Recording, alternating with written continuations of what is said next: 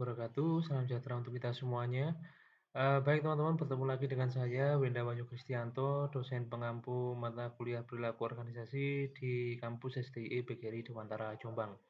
Baik, saat ini kita masuk ke materi konflik dan negosiasi ya. Oke, baik, yang pertama kita akan membahas tentang konflik ya. Apa itu konflik? Ya, jadi konflik itu adalah sebuah proses yang dimulai ketika salah satu pihak itu merasa, ada pihak lain yang mempengaruhi dan dianggap negatif terhadap sesuatu yang dianggapnya penting. Ya, intinya seperti itu. Ya, jadi, itu asal muasal yang namanya konflik ya, nah gitu. Nah, seperti ini ya. Jadi, intinya konflik itu ada ya istilahnya pokoknya orang lain itu menganggap bahwa, kepentingannya itu terganggu oleh, orang lain ya, akhirnya terjadinya konflik itu. Ya di dalam sebuah organisasi konflik itu, merupakan suatu hal yang wajar ya selama, konflik itu dapat di-manage dengan baik ya. Jadi ini ada beberapa tingkatan konflik ya. Yang pertama adalah, eee tingkatan low ya atau rendah atau hampir tidak ada konflik ya di sini ya. Jadi, apa namanya, sifatnya ini ya, sifatnya ya baik-baik saja ya, nggak ada konflik, ya seperti itu. Ya tapi, sehingga di sini kita lihat, levelnya low ya atau rendah ya, konfliknya, tidak berjalan ya karena memang tidak ada konflik ya, dan di sini, sifatnya, stagnan ya seperti itu ya. Itu, ya jadi, apa namanya, sifatnya lebih stagnan dan, kaitannya dengan organisasi ini dampaknya juga nggak terlalu ini ya, low, rendah aja. Ya ketika ini, level konfliknya meningkat ya, level konfliknya meningkat, ya kita lihat ya ini perbandingannya level konflik dan, performanya ya atau, performa dari sebuah organisasi. Ketika level konfliknya meningkat dan mencapai tipe optimal, ya seperti ini ya, nah ini optimal ya akhirnya kan, tipe optimal. Nah ini, konflik ini sangat dibutuhkan, ya tujuannya apa? Karena dengan adanya konflik ini, apa di sini itu, apa namanya, kinerja perusahaan atau produktivitasnya juga bisa semakin tinggi. Nah, seperti itu ya. Contohnya gampang aja ketika kita mengkritisi, eee eee, sebuah hal gitu ya terkait dengan organisasi ya seperti itu. Jadi kritiknya tapi bersifatnya membangun ya seperti itu. Jadi di sini ada timbul konflik, tapi konfliknya sifatnya itu membangun. Ya, jadi bahkan membuat, kinerja kinerja unit kita itu bisa semakin, optimal, ya seperti ini ya, optimal, ya. Tapi, kalau kelamaan konflik ini levelnya terus ditingkatkan, itu akan menjadi merusak jadinya, destruktif sepertinya. Jadi level konfliknya itu sangat tinggi sekali di sini ya. Nah, akhirnya apa, di sini nggak malah optimal, tapi malah menurun lagi, jadi low ya, jadi kemudian low. Jadinya akhirnya apa, jadi, akhirnya, ada konflik yang sifatnya itu merusak, ya intinya seperti itu. Kalau yang di tengah sini konfliknya itu sifatnya membangun, ya malah lebih membangun, apa namanya, kinerja unit, tapi kalau di sini malah cenderung merusak. Nah itu ya yang perlu dipahami teman-teman ya. Ketika jadi kita harus aware di mana konflik itu sudah mencapai titik optimal, sehingga kita tidak perlu teruskan lagi konfliknya. Sehingga di sini kita, pekerjaan bisa menjadi lebih, ini ya, lebih optimal di sini dengan adanya konflik. Ya, seperti itu. Jadi tingkatan konfliknya itu optimal di sini ya, optimal, tidak terlalu tinggi dan tidak terlalu rendah, seperti itu. Ya, itu terkait jenis, level konflik ya. Nah, jenis konfliknya macam-macam ya, ada relationship konflik. Relationship konflik itu adalah istilahnya konflik yang terjadi, antar 2 individu ya, karena hubungan ya, karena hubungan misalkan hubungan pekerjaan atau apa gitu ya. Kemudian task konflik ini, konflik yang terjadi karena perbedaan visi, misalnya seperti itu. Yang A goals-nya itu ke timur misalkan, yang B goals-nya ke utara misalkan itu. Itu namanya task konflik. Kemudian, proses konflik, ya ini konflik, terkait dengan, cara ya, bagaimana kita mencapai sebuah, goals atau visi kayak gitu ya. Itu si A itu, pakai caranya dia, si B pakai caranya dia, akhirnya terjadi konflik di situ. Itu namanya proses konflik, ya. Sebenarnya tujuannya sama, tapi, dia, caranya yang berbeda. Akhirnya bisa menimbulkan sebuah konflik. Ya.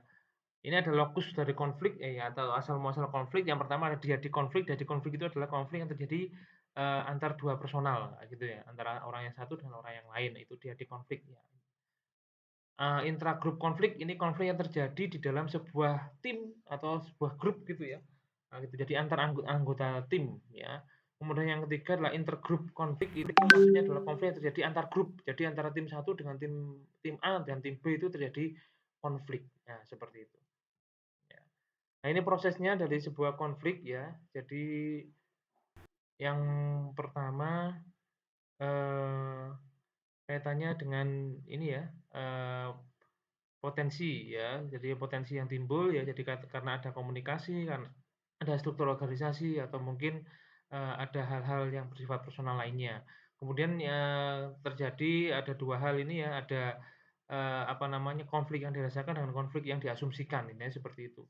Ya, terus kemudian akhirnya, apa namanya, terjadi konflik handling intention. Jadi intinya, dari konflik yang ada itu, apa namanya, ada beberapa hal ya, ada yang bersifat kompetitif, ada yang bersifat kolaboratif, ada yang compromise, ada yang cenderung menghindari atau cenderung accommodating ya, atau menyelesaikan seperti itu ya.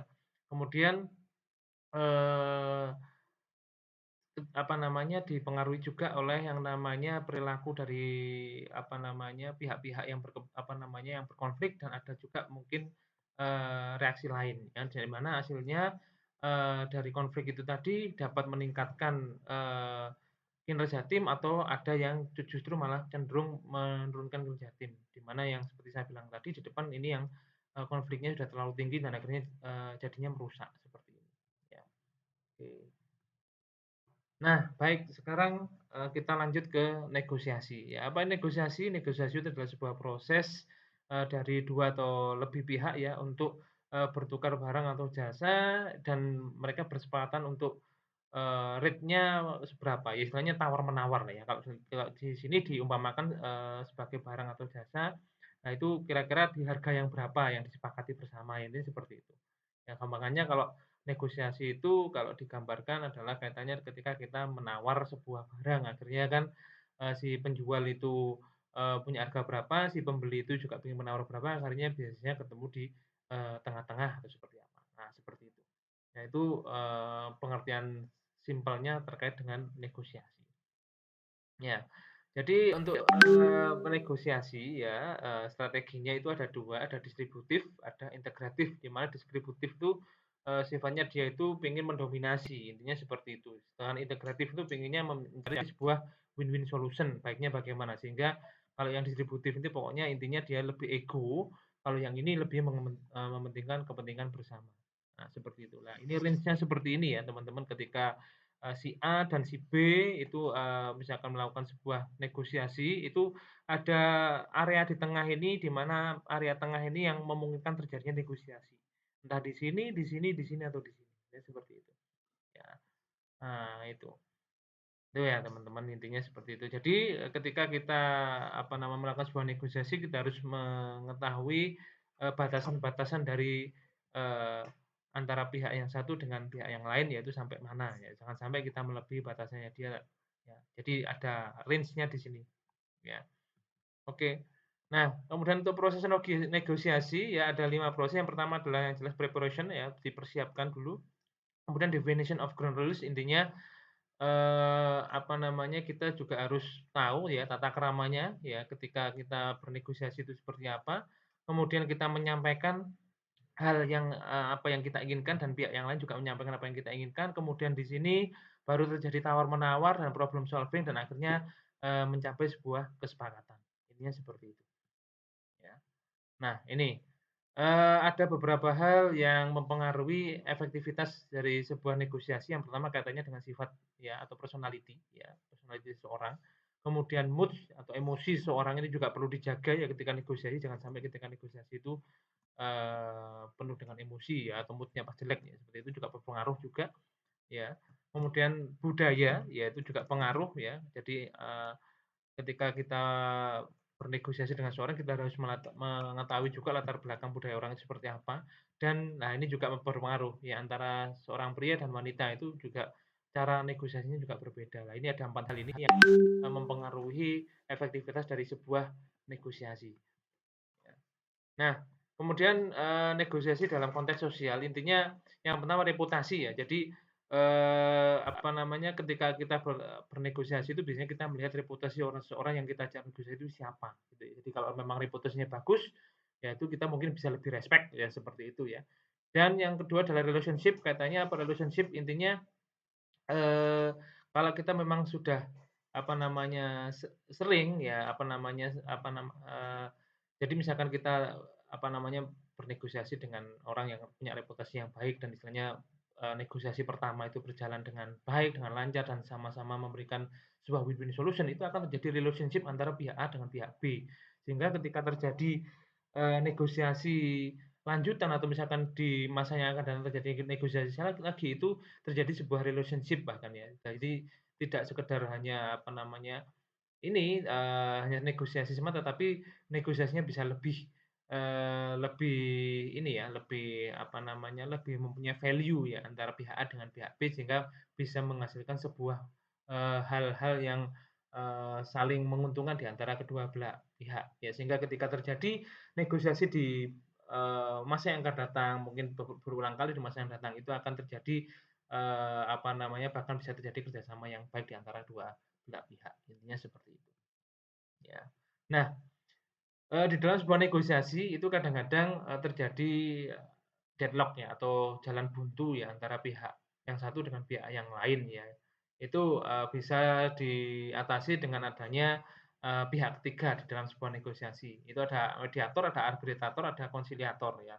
Kalau mediator itu adalah, misalkan, yang bernegosiasi antara pihak dan A dan pihak B, lah misalkan pihak C sebagai mediator ini adalah bagaimana caranya memediasi, dalam arti memediasi tidak mengambil keputusan. Jadi sifatnya lebih pasif, jadi dia memediasi antara A dan B hingga terjadi sebuah kesepakatan antara A dan B, intinya namanya mediator. Kalau arbitrator itu, sifatnya lebih aktif ya daripada mediator, jadi dia bisa memberikan sebuah keputusan untuk mengakhiri konflik ya antara A dan B, intinya seperti itu. Ya, jadi sifatnya lebih aktif. Ya, sedangkan kalau konsiliator ya bedanya kalau, dengan mediator dan arbitrator, konsiliator itu lebih sifatnya lebih, non formal ya. Jadi dia melakukan, apa ya, eee, konsiliasi di antara dua belah pihak yang berseteru ya, tapi melalui jalur-jalur yang sifatnya informal, seperti dan ini juga sifatnya aktif ya, seperti itu. Jadi mencari solusi bagaimana baiknya si A dan si B, tapi sifatnya lebih informal, seperti itu, ya. Baik itu teman-teman ya kaitannya dengan, konflik dan negosiasi di dalam sebuah organisasi. Untuk bacaan lebih lanjut teman-teman bisa baca bukunya Stephen Robin dan Robert Gardner ya, untuk pemahaman lebih lanjut ya.